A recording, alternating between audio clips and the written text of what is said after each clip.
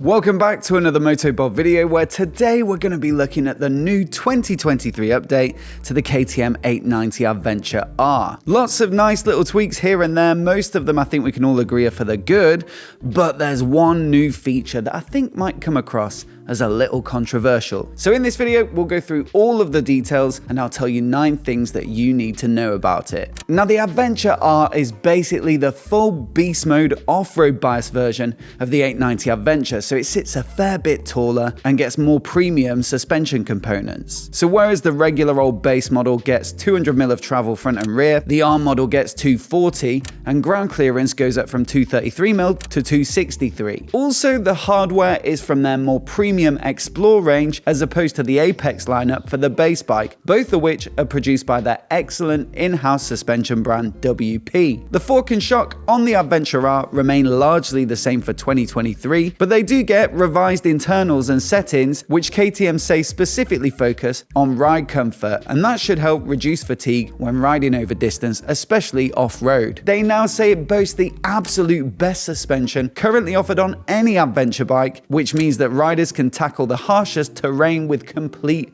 confidence.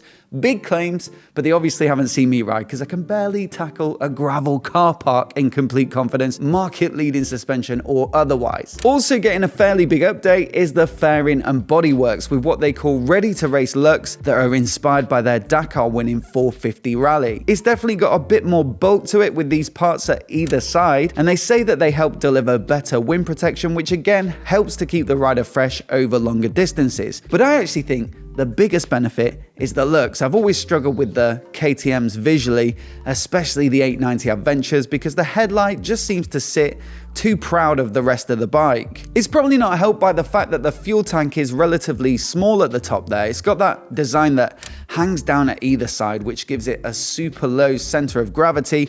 It works brilliantly in terms of the riding dynamics. The regular 890 Adventure is one of my favorite like all-round adventure bikes, but it does leave it looking a little wide at the bottom and then less substantial at the top, and so you don't get that typically big-shouldered aggressive adventure bike look. But these new outrigger things help massively. It looks way better in my opinion. They also say that these new tank spoilers and the rear side panels sit a little wider than the seat, and that helps to reduce wear and tear on the saddle itself, whilst the tank is still narrow enough to allow for decent control when standing on the pegs. Now the windscreen itself has also had a bit of a tweak with a new lower design that's said to be better for more aggressive off-road riding. So not only will it no longer limit your view so much when it gets dirty out on the trail, but also it's less likely to get in your way when you're standing up over it on more technical stuff. And they say they've developed it in tandem with that new bigger bodywork, so the wind protection is still optimized despite the screen being lower. Behind the windscreen in the cockpit, we've now got an updated 5-inch full color TFT display, and it did have a TFT dash before,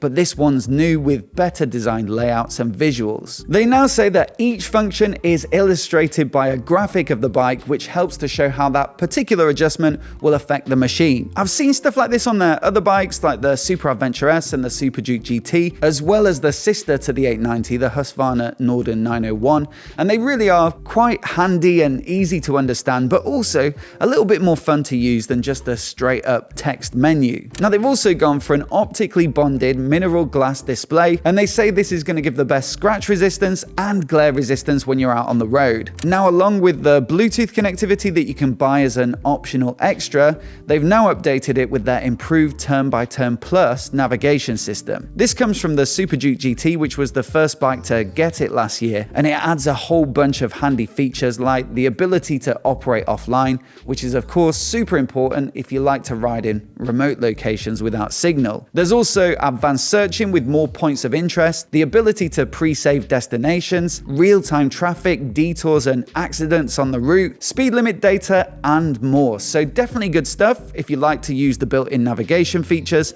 but of course it's a bit less meaningful if you've got your own navigation device or you just like to mount your phone on the bars. ABS also gets an update with their latest and greatest software, using lean angles from their 6D sensor or inertial measurement unit, and that'll inform the bike of pitch, roll, yaw, speed, and general behavior in order to deliver the optimal level of braking for any given situation. Now, the off-road mode for ABS gives less intervention on the front wheel and no ABS on the rear, and that'll allow you to lock the back up and get the bike through tight turns. And for 2023, that feature is now tied into the off-road riding mode and the optional rally mode automatically, so there's no need to choose one of those modes and then also have to flick on the off-road ABS separately. There's also a nice bump in spec on the tires. So previously it shipped with the Metzeler Karoo 3s, which, they're perfectly good adventure on-off tires, but KTM claim the Mitas Enduro Trail Plus that are fitted to the 2023 models are specifically optimized for this bike. They reckon they give you the ideal balance of durability, handling,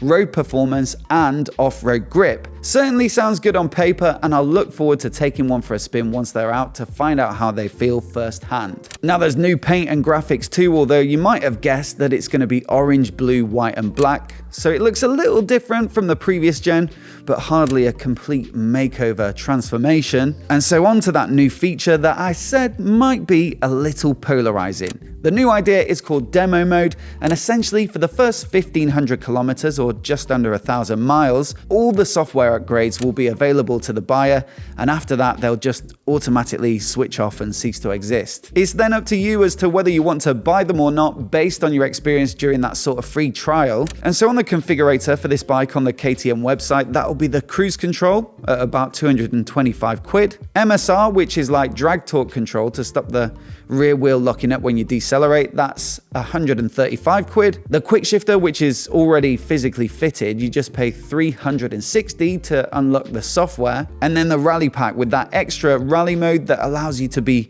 more specific with the settings for stuff like the traction control, that's 180 quid. Or you can just pay 769 for the full tech pack, which unlocks the works. Now, on the one hand, it seems fair enough. There are plenty of apps and things like that that give you a free trial for a bit and then let you decide whether to buy the full version. But on the other, it's probably a bit frustrating to buy what is not a cheap bike and then feel like you're being gamed into paying even more for some of those features.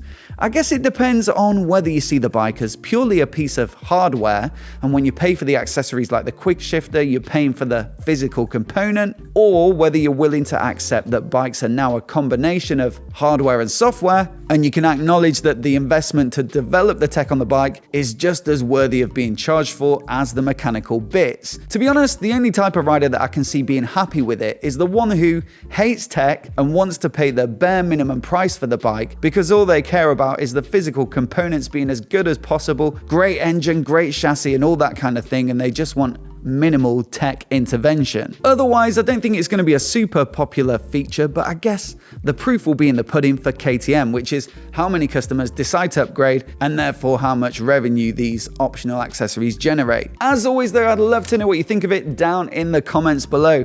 Would you be fine with it, or is it something that would bug you too? Let me know what you think. And if you're new here and you want to see more videos like this, hit subscribe and I'll catch you in the next one.